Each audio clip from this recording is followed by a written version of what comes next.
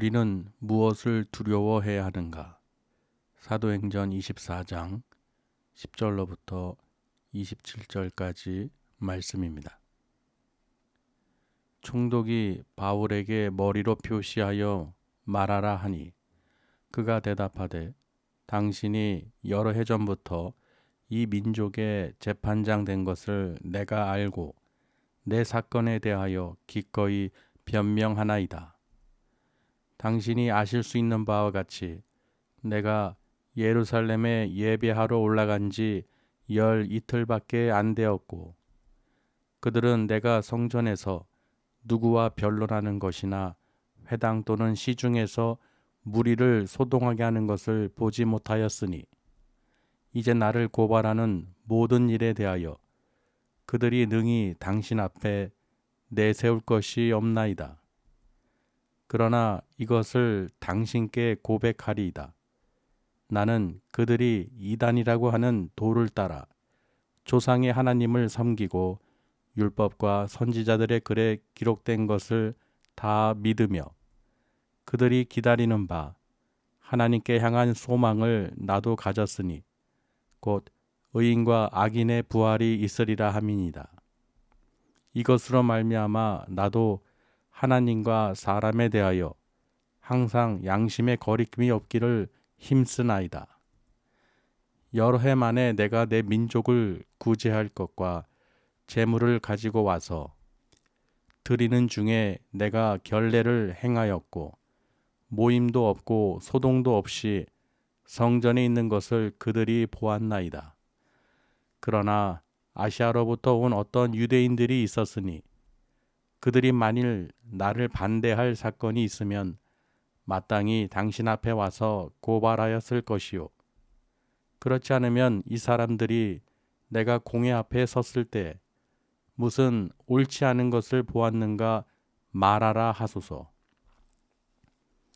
오직 내가 그들 가운데 서서 외치기를 내가 죽은 자의 부활에 대하여 오늘 너희 앞에 신문을 받는다고 한 이 한 소리만 있을 따름이니이다 하니 벨릭스가 이 도에 관한 것을 더 자세히 아는 고로 연기하여 이르되 천부장 루시아가 내려오거든 너희 일을 처결하리라 하고 백부장에게 명하여 바울을 지키되 자유를 주고 그의 친구들이 그를 돌보아 주는 것을 금하지 말라 하니라. 수일 후에 벨릭스가 그 안에 유대 여자 두루실라와 함께 와서 바울을 불러 그리스도 예수 믿는 도를 듣거늘 바울이 의와 절제와 장차 오는 심판을 강론하니 벨릭스가 두려워하여 대답하되 지금은 가라. 내가 틈이 있으면 너를 부르리라 하고 동시에 또 바울에게서 돈을 받을까 바라는 고로 더 자주 불러 같이 이야기하더라. 이태가 지난 후 보르기오 베스도가 벨릭스의 소임을 이어받으니 벨릭스가 유대인의 마음을 얻고자 하여 바울을 구류하여 두니라. 아멘. 서로 인사 나누시길 바랍니다. 잘 오셨습니다. 주님의 이름으로 사랑하고 축복합니다. 우리 말씀의 오늘 제목이요. 우리는 무엇을 두려워해야 하는가 라는 제목으로 또 우리가 은혜를 나누도록 하나님께서 또 베풀어 주셨습니다. 두려워해야 될 대상이 있어야겠죠. 저도 보면요.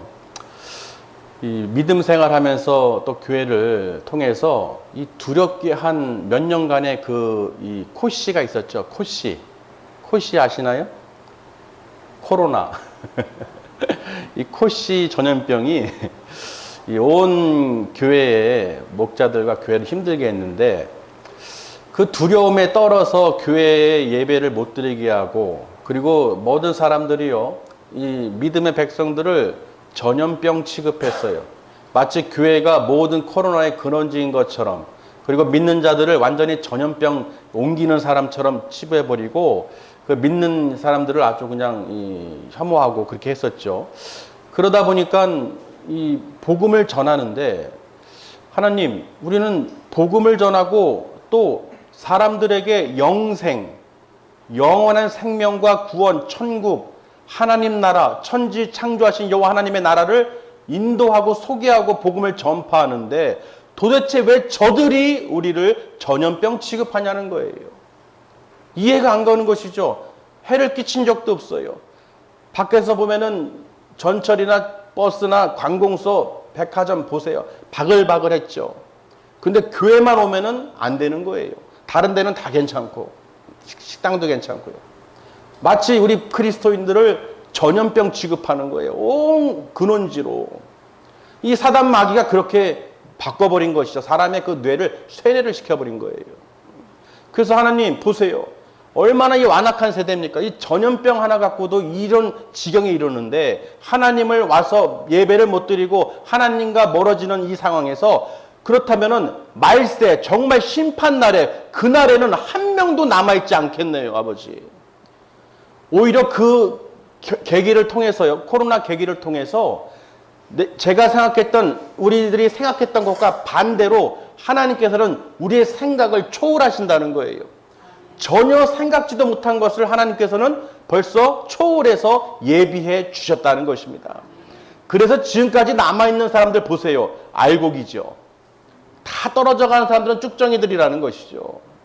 그리고 겁나고 두려워했다는 거예요. 전염병을 두려워했다는 것이죠. 세상 걱정, 근심, 두려움에 먹고 마시는데 두려움을 갖고 살았다는 거예요. 하나님을 두려워하지 않았다는 것입니다. 그래서 그 생각을 통해서요, 아버지, 참 하나님은 대단하십니다. 이 계기를 통해서 무엇을 생각하게 하셨느냐? 바로 마지막 때, 재림 때, 심판날에 그 두려운 날 과연 몇 명이나 남아있을 수 있을까요? 정말 이거는 미리 예비 연습한 것과 같은 거예요. 이 세상에도 지금 많은 환난과 재난, 재앙들이 얼마나 많습니까? 그렇죠. 지금 이제 온도도 보세요. 태양이며 물이며 바다며 화산이며 온갖 이 재앙들이 또 방사능 오염에 대해서, 그렇죠? 그러니까 사람들이요, 두려움에 쌓여 있는 거예요. 소금이 사재기가 돼서 소금이 없대요.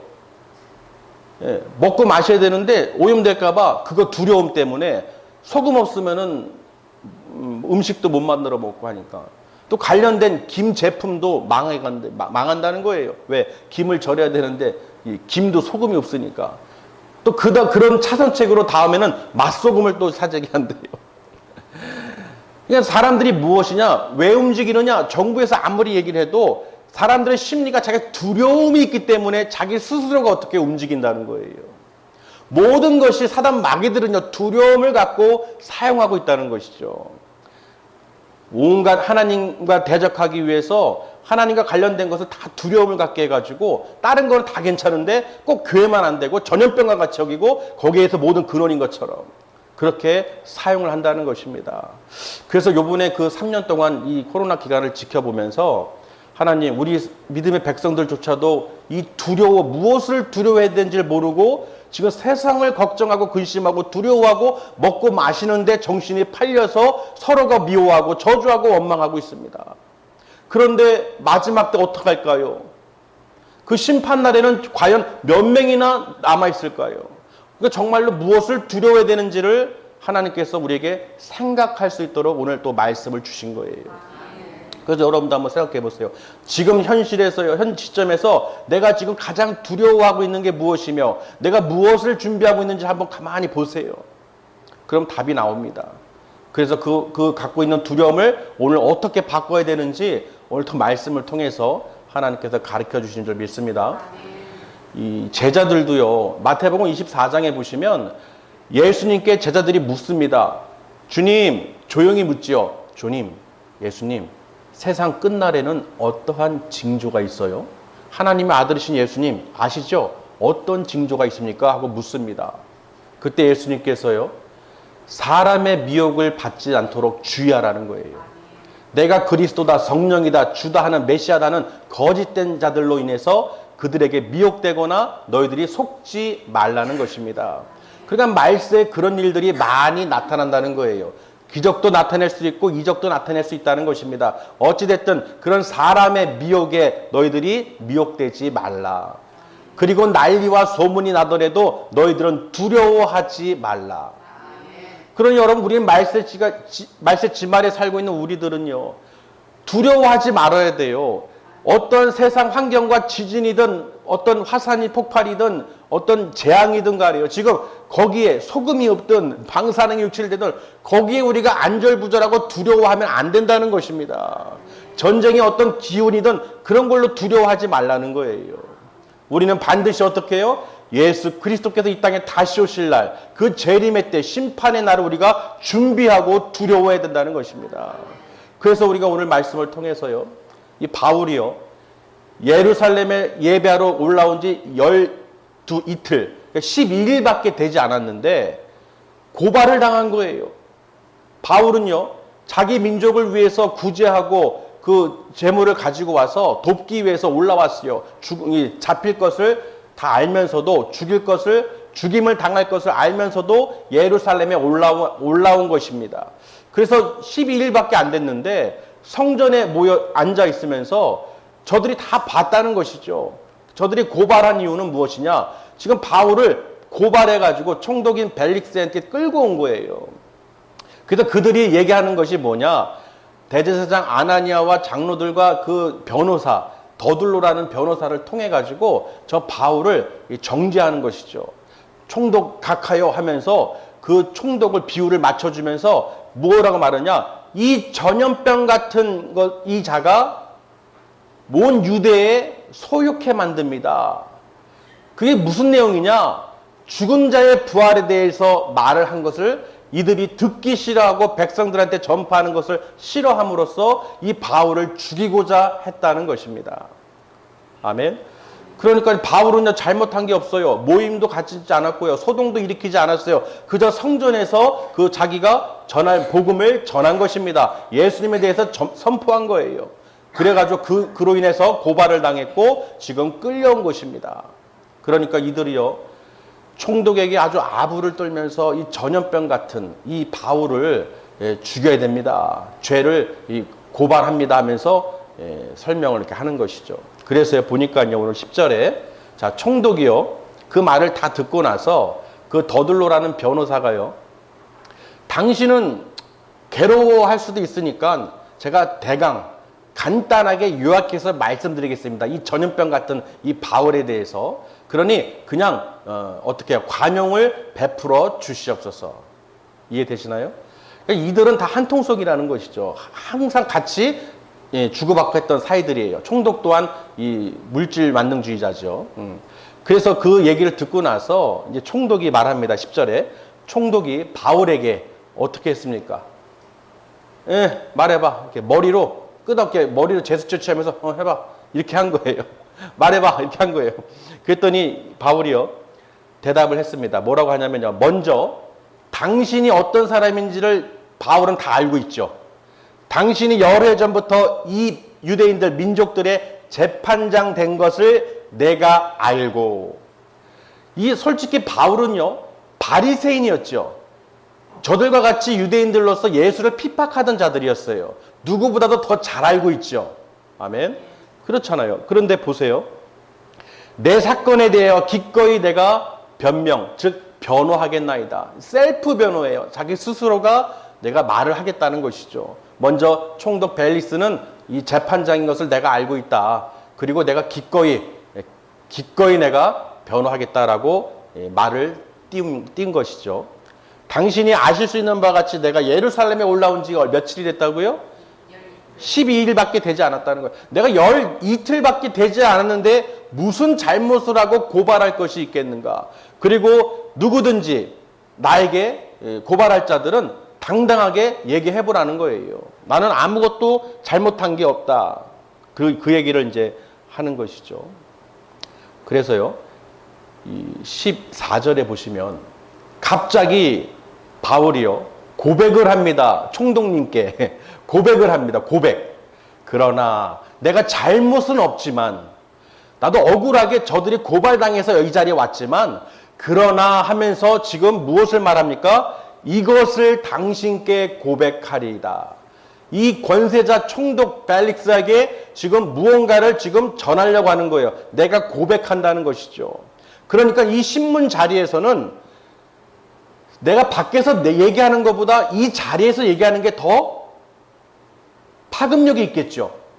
우리도 세상에서 얘기하는 거랑 재판장에서 얘기하는 거랑 그 모든 게 뉴스거리가 되잖아요. 더 힘이 파워가 있는 거예요. 그렇죠? 자, 보세요. 뭐라고 고백하냐면 저들이 이단이라고 하는 그 도, 내가 전하는 예수 그리스도 십자가의 도를 저들이 이단이라고 하는 도를 내가 따라서 조상의 하나님을 섬기고 율법과 모든 선지자의 글을 다 믿으며 지금 유대인들이 다 알고 있는 그 모든 모세오경부터 해서 그 말씀을 선지자들의 글을 다 믿는다는 것입니다. 할렐루야. 다 안 믿는 게 아니에요. 다 믿는다는 거예요. 그러면서요. 그들이 15절에 그들이 기다리는 바 자기뿐만 아니라 저들이 바라고 기다리는 게 무엇인지를 설명하는 것이죠. 그들이 기다리는 바 하나님께 향한 소망을 나도 가졌으니 그러니까 저들도 하나님에 대한 소망을 갖고 있다는 것을 표현하면서 나도 그렇습니다. 나도 하나님 나라의 소망이 있습니다. 그 얘기를 한 것이죠. 그러면서 하는 말이요. 중요한 말을 하죠. 곧 의인과 악인의 부활이 있으리라. 의인과 악인의 부활이 있으리라 합니다. 하고 고백을 합니다. 그러니까 이 말을 듣는 총독은요. 알고는 이 도에 대해서 더 자세히 알고 있는 사람이라고 그랬어요. 그 아내는 누굽니까? 여자는 유대 여자인 드루실라. 그 헤롯 왕의 아그리파 왕의 딸인데 다른 왕에게 결혼했다가 또 이 총독에게 결혼한 방탕한 여자죠. 그리고 유대인들의 그 상을 잘 알고 있죠. 그러니까 도를 많이 들었을 거 아니에요. 예수님의 도에 대해서. 그러니까 이 벨릭스가 듣자 보니 뭐 부활이 있는데 죽은 자의 부활이 있는데 의인과 악인의 부활이 있다. 이 얘기를 들은 거예요. 여러분이라면 이 말을 들었을 때 어떤 생각이 드세요? 의인만 부활하는 게 아니라 악인도 부활한다는 것입니다. 이게 중요한 거예요. 의인과 악인의 부활이 있다는 것을 바울이 고백하는 순간 이 벨릭스가 이제 뭔가를 좀 깨닫는 것이죠. 궁금한 거예요. 듣고 싶은 것이죠. 그래서 16절에요. 이것으로 말미암아 바울이 어떤 마음입니까? 하나님과 사람에 대하여 양심의 거리낌이 없기를 힘쓰나이다. 내가 이 땅에서 사는 동안 악인이 부활이 없다면 선한 사람만 의인만 부활한다면 뭐 고민할 게 없겠죠. 그런데 의인과 악인이 동시에 다 부활을 한다면 맞습니까? 내가 지금 이것으로 말미암아 의인과 악인의 부활로 말미암아 내가 하나님과 사람에 대해서 어떠한 것도 양심의 거리낌이 없이 살아야 된다는 것을 말하는 것이죠. 악인의 부활이 있기 때문에. 할렐루야. 그래서요, 그 말을 통해서요, 17절에요, 내가 여러 해 만에 그래서 이 이스라엘 민족들을 위해서 내 민족을 구제할 것과 재물을 가지고 왔는데, 그리고 그 예물을 드리는 중에 깨끗함을 행했다는 것이죠. 결례를 행하였다. 깨끗함을 내가 행하였다. 그리고 모임도 없고 소동도 없이 성전에 있는 것을 그들이 보았다는 것입니다. 그런데 보면요. 그러나 하면서 아시아로부터 온 어떤 유대인들을 이야기합니다. 바울은요. 아시아에서 복음을 전도하면서도 어떤 유대인들로부터 인해서 어떻게 해요? 죽임을 당하려고 많은 고비를 넘겼죠. 그런데 이 예루살렘까지 그들이 따라온 거예요. 죽이고자. 도대체 저가 전하는 예수 그리스도의 복음을 못 전하게 하려고 죽이기 위해서 지금 끝까지 따라왔다는 것입니다. 여러분, 우리가 복음을 전할 때요, 이 악인들은요, 끝까지 따라와서 해방합니다. 우리가 복음을 전하고 선한 일을 하고 이 생명의 일을 할 때 저 악인들은요, 끝까지 따라온다는 거예요. 정말로 이 끈질깁니다. 어떻게든지 믿음을 갖고 있는 자들을 회방하고 실족시키고 멸망시키기 위해서 끝까지 붙든다는 거예요. 그래서 좀 바울이 그 얘기를 하는 것이죠. 그들이 지금 나를 고발한다면 그들이 직접 총독 앞에 와서 말을 해야 되지 않습니까? 만약에 내가 잘못한 것이 있다면, 그러나 그렇지 않다면은 그들에게 내가 무슨 옳지 않은 일을 했는지 저들에게 뭐 하라고요? 말하라 하고 하옵소서 하고 이야기를 하는 것입니다. 부탁을 하는 것이죠. 그들이 왜 나를 반대하는 어떤 사건이 있다면 얘기를 해달라고 말하라고 한번 시켜보세요. 도대체 무슨 말을 할 수 있는지. 그러나 그들이 나를 능히 고발할 수 있는 말이 없다는 것을 이 바울은 스스로가 변호를 하고 있는 것입니다. 자, 그리고요. 내가 무슨 말을 했는지에 대해서 21절에 기록해놨죠. 오직 내가 그들 가운데 서서 외치기를 내가 죽은 자의 부활에 대해서 오늘 너희 앞에 신문을 받는다고 한 이 소리밖에 없다.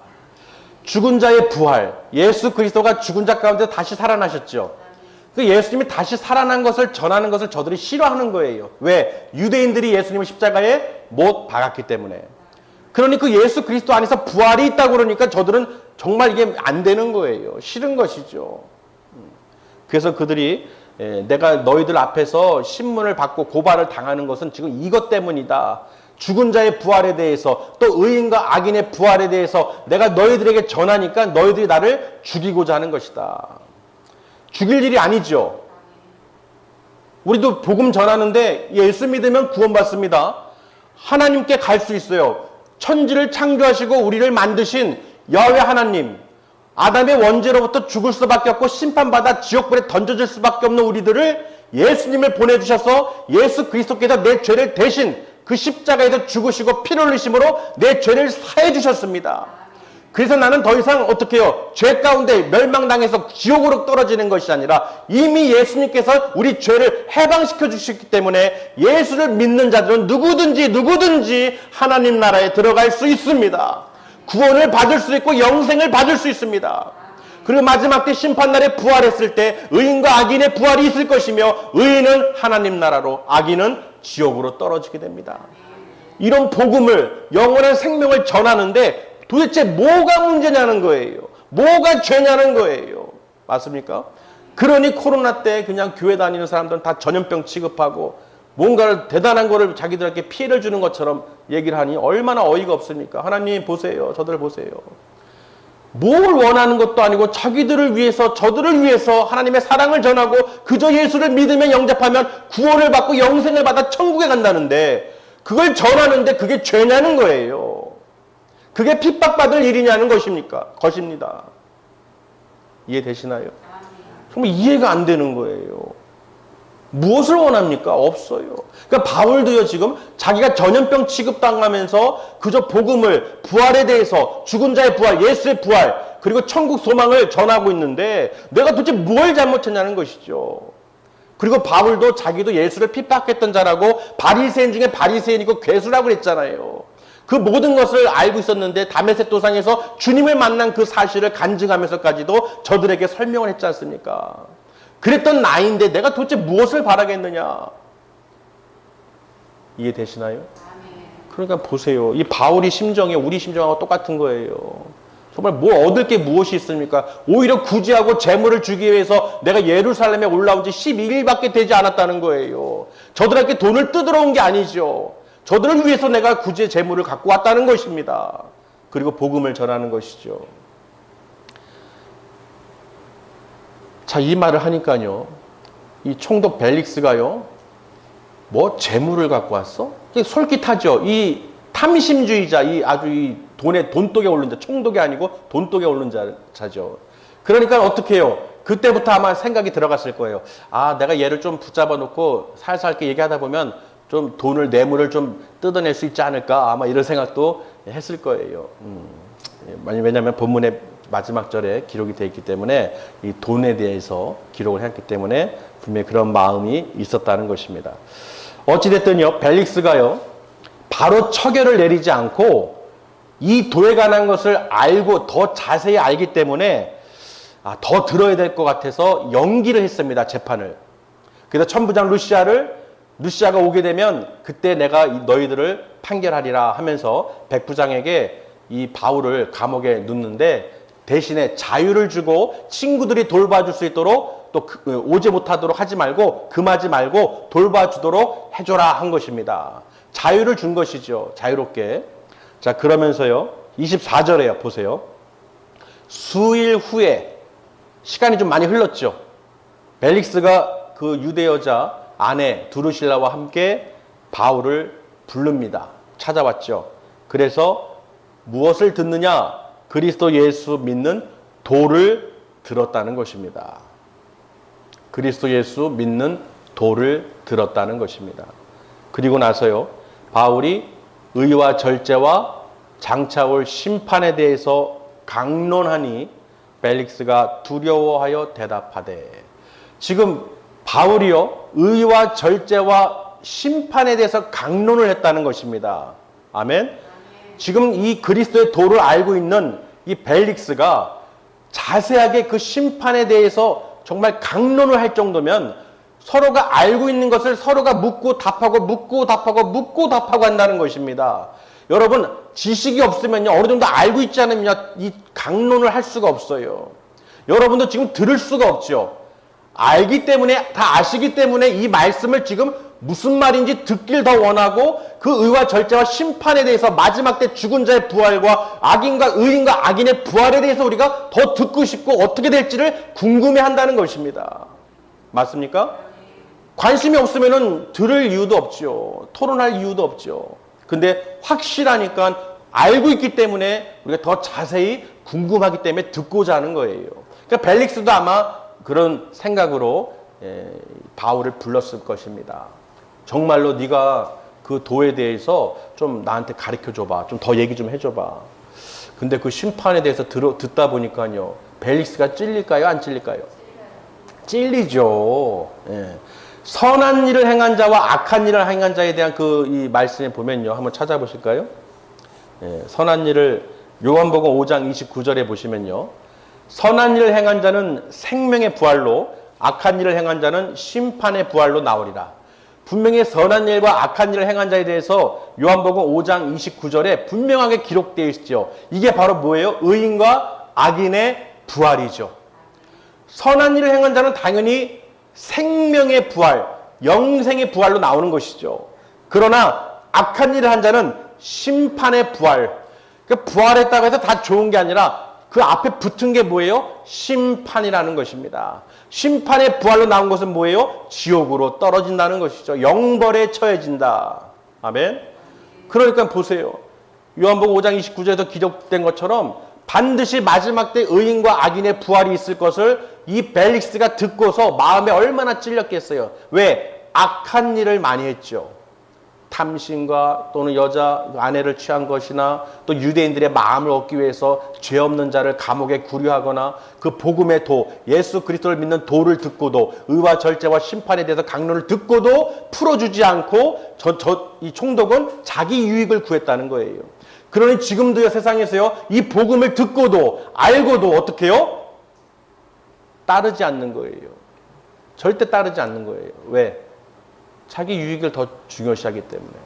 그래서 이 벨릭스를 통해서요 보면은 택한 민족은 또 택한 백성은 택한 사람은 반드시 어떻게 해요? 회개한다는 거예요. 정말 예수 그리스도 이름으로 회개를 받고 그 십자가의 피로 흘리신 보혈로 우리가 죄사함을 받아서 그 영원한 나라에 들어갈 수 있다는 것입니다. 그래서 그 얘기를 하는 거예요. 우리가 마지막 때는 그렇게 되는구나. 그리고 요한복음 11장 25절에도 예수께서 이르시되 나는 부활이요 생명이니 나를 믿는 자는 어떻게 해요? 죽어도 살겠고. 나를 믿는 자. 분명히 예수님은 생명이고 부활이라고 하셨죠. 그래서 예수 안에 부활이 있는 거예요. 그래서 나를 믿는 자는 죽어도 산다는 것이죠. 할렐루야. 그래서요 예수님께서는 이렇게 말씀으로 다 기록해놨기 때문에 누구도 변명할 수가 없다는 것입니다. 그런데 이 바울이요 사도행전 17장 32절에 보니까 그들이 죽은 자의 부활을 듣고 어떤 반응을 했냐면 어떤 사람은 조롱한다는 거예요. 야 죽은 자의 부활이 어디 있어? 어떻게 다시 살아나? 또 어떤 사람은 이 일에 대하여 내 말을 한번 다시 듣겠다 하는 사람도 있다는 것입니다. 그러니까 그 시대에 사두개인들은 아예 뭐예요? 이 부활도 영생도 천사도 없다고 그러죠. 근데 바리새인들은 다 믿죠.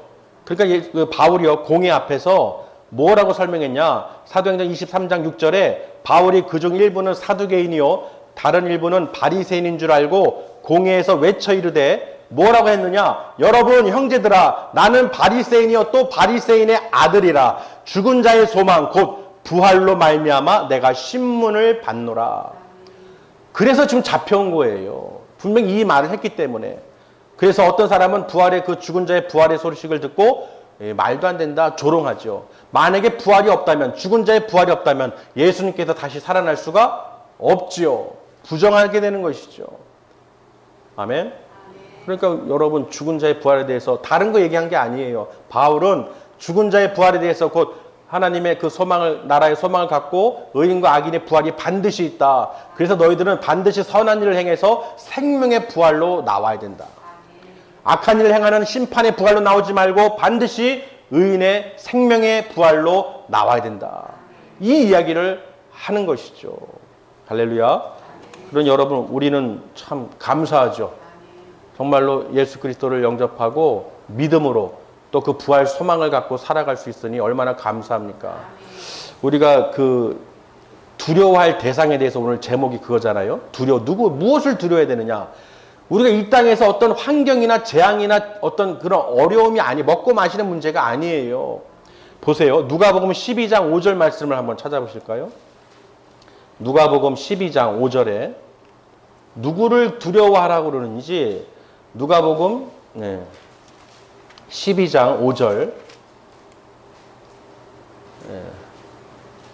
누가복음 12장 5절에 우리가 세상 걱정, 의심, 염려하면서 소금 걱정하고 집 걱정하고 먹을 거 마실 거 걱정하는 게 아니라 자 5절 마땅히 두려워할 자를 내가 너희에게 보이리니 곧 죽인 후에 또한 지옥에 던져넣는 권세 있는 그를 두려워하라. 내가 참으로 너희에게 이르노니 그를 두려워하라. 분명히 죽은 이후에 둘째 불못에 던져넣을 지옥불에 던져넣을 권세를 가지신 예수 그리스도를 두려워하라는 것입니다. 지금 여기 이 세상에서 우리 목숨을 죽음을 갖고 오는 사단 마귀를 두려워하지 말고 먹고 마시고 사는 그런 걱정 의심하지 말고 그런 사람을 두려워하지 말고 예수 그리스도를 두려워하라는 것입니다. 지금 이 지옥불에 대해서요. 요한계시록도 한번 찾아보실까요? 요한계시록 20장 14절에서 15절까지 말씀입니다. 우리는 이 지옥불에 던져넣는 권세를 가진 예수님을 왜 두려워해야 되는지 그리고 그 지옥불에 대해서 분명하게 말씀에 기록을 해놨다는 것입니다. 요한계시록 20장 14절에서 15절이요. 사망과 음부도 불못에 던져지니 이것은 둘째 사망 곧 불못이라. 누구든지 생명책에 기록되지 못한 자는 불못에 던져지니라. 아멘. 분명히 음부, 사망, 사탄, 마귀도요. 그 불못에 던져진다는 것입니다. 마지막 때. 그리고 생명책의 이름이 우리가 기록되지 않은 자들은 즉 악인들은 어떻게 해요? 불못에 던져진다는 거예요. 그 던져넣을 권세를 가지신 분이 바로 백보자 심판대 앞에서 예수 그리스도라는 것입니다. 그래서 예수 그리스도께서 그 생명책 이름이 기록되지 않은 저 악인들의 부활을 통해서 그들을 지옥불에 던져넣는다는 것이죠. 그럼 여러분 보세요. 우리가 무엇을 두려워해야 되겠습니까? 우리가 무엇을 두려워해야겠어요? 이 땅에서 먹고 마시고 어떤 유익이나 어떤 내 삶을 두려워할 것이 아닙니다. 반드시 우리가 천국에 갈 수 있도록 생명의 부활로 나타나서 천국에서 누구를? 하나님을 만나셔야 되는 거예요. 생각해 보세요. 우리가 구원을 받고 영원한 생명을 얻고 그 모든 것을 왜 받습니까? 왜 하나님께서 우리에게 전해주시고 왜 가르쳐 주시는 거예요? 하나님을 만나려는 거예요. 아버지를 만나고 아버지와 함께 영원한 생명을 가지려고 아버지께 가는 것입니다. 아멘. 무엇이 중요한지를 우리는 분명히 알으셔야 돼요. 우리 본향 아버지 하나님께 우리가 반드시 갈 것을 소망을 가지시고 그 하나님께 소망을 가지시고 그 주신 그 예수 그리스도의 말씀 안에서 우리가 부활 생명을 갖고 이 땅에서 승리하라는 것입니다. 그러니 엄한 것 같고요. 내 생각을 갖고 내 마음과 생각으로 이 땅에서 그냥 그럭저럭 사는 게 아니라, 그냥 두려워하면서 사는 게 아니라 하나님을, 예수님을 두려워하고 그 지옥불에 던져놓을, 그 둘째 불못에 던져놓을 권세를 가지신 예수님을 두려워하라는 것입니다. 할렐루야. 그러니까 우리는, 저나 여러분, 우리는요 정말로 예수님을 두려워해야 돼요. 정말 우리가 정말 시간이 돼서 예배를 드리는 게 아닙니다. 지금 우리가 태평한 때가 아니에요. 지금 말세에 살고 있어요. 이 환란의 시기에 살고 있는데, 하나님을 붙잡고 있지 않고 예수님을 붙들고 있지 않으면요, 성령이 함께 있지 않으면 우리는 어쩔 수 없이 세상의 걱정 의심에 쌓여 있는 거예요. 육신의 정욕, 안목의 정욕, 이생의 자랑에 잡혀가지고 그저 세상에서 유익을 위해서 살고 있다는 것이죠. 세상에는 조금만 내가 먹을 거 마실 거 걱정하면서 두려워하고 산다는 거예요. 전염병 돌면 전염병 두려워서 벌벌벌 떨고 산다는 것입니다. 절대로 우리는 어떻게 두려워하지 말라는 거예요. 이사야서 41장에 두려워 말라, 놀라지 말라, 내가 너와 함께 함이라. 할렐루야. 여러분, 하나님의 손이 우리를 붙잡고 있다는 것을 우리는 분명히 들으셨죠. 하나님께 우리가 함께 하시고 하나님께서 말씀을 우리에게 인도해 주시면서 하나님 나라를 바라보게 해주신다는 것입니다. 그러니 여러분 어떻게 해요? 우리가 무엇을 두려워해야 됩니까? 이해되시나요? 우리는 지금까지도 이 말씀을 듣기 전까지는 서로가 다 뭐예요? 다 그냥 세상 것 걱정 의심해요. 먹을 거 마실 거 걱정해요. 근데 그게 중요한 게 아니라는 것입니다. 그게 우선순위가 아니라는 거예요. 우리의 생각을 초월하신 하나님의 그 뜻을 우리가 알고 정말로 하나님 나라를 바라보시길 바랍니다. 바울이 전염병 취급당했어요. 아멘. 그럼에도 자기가 잘못한 거 없으면서도 고발을 당하고 전염병 취급을 당했는데, 그래도 바울은 어떻게 해요? 내가 당신께 고백하리이다, 이것을 고백하리이다 하면서 전한 것이 무엇인지를 우리는 들어야 되는 거예요. 그 총독 벨리스가 복음을 들은 게 중요한 게 아니라, 바울이 고발당해서 잡혀온 게 문제가 아니라, 그 가운데서 하나님께서 무엇을 우리에게 듣게 하시냐는 거예요. 분명히 죽은 자의 부활에 대해서, 또 마지막 때 어떻게 심판날에 의인과 악인의 부활이 반드시 있고, 그 심판 때에 악인의 부활로 나온 자들은 반드시 지옥불에 던져진다는 것입니다. 그러니 우리는 어떻게 영원한 생명을 바라보고 있는 하나님의 백성들로서 거룩한 삶을 살고 이 세상을 두려워하지 마시고 하나님 나라를 바라보시면서 하나님 말씀의 두려움으로, 순종으로 우리가 반드시 살아야 된다는 것입니다. 그래서 저와 여러분은 뭐예요? 이 말씀을 묵상하고요, 엄한 것에 그냥 바라보고 세상 것에 시간을 낭비하지 마시고요. 그리고 이 말씀을 통해서 엄한데 우리가 그냥 포커스를 맞추지 마시고 무엇을 전하고자 하는지를 보셔야 되는 거예요. 하나님께서 이 사건의 스토리를 통해서 그저 이랬다 저랬다, 이 사람은 저랬다, 저 사람은 저랬다, 총독은 이랬다, 부인은 어땠다, 더둘로는, 변호자는 어땠다, 그런 게 중요한 게 아니라는 거예요. 무엇을 하나님 우리에게 듣기를 원하시냐는 거예요. 그 가운데서도 하나님께서는 분명히 바울의 입술을 통해서 죽은 자의 부활에 대해서, 의인과 악인의 부활에 대해서 분명하게 선포하셨다는 것입니다. 의와 절제와 심판에 대해서 강론한 것을 우리에게 가르쳐 주신다는 거예요. 할렐루야. 그래서 우리는 이 땅에서 물질과 어떤 명예와 탐심, 돈, 이런 거에 세상 걱정에 쌓이지 마시고 정말로 우리가 두려워할 분이 누구신지 꼭 기억하셔서 사단 마귀에게 미혹되고 또 사람에게 미혹되지 않도록 주의하시고, 또 소문과 난리와 어떤 사건이 일어날지라도 거기에 두려워하며 우왕좌왕하지 마시고 오직 하나님을 바라보시고 예수 그리스도 안에서, 말씀 안에서 우리가 부활 소망, 의인의 부활로, 생명의 부활로 우리가 반드시 하나님을 만나서 그 나라에서 영원한 생명을 살 것을 믿음의 눈으로 바라보시면서 승리하시기를 주님의 이름으로 축원합니다. 기도하시겠습니다.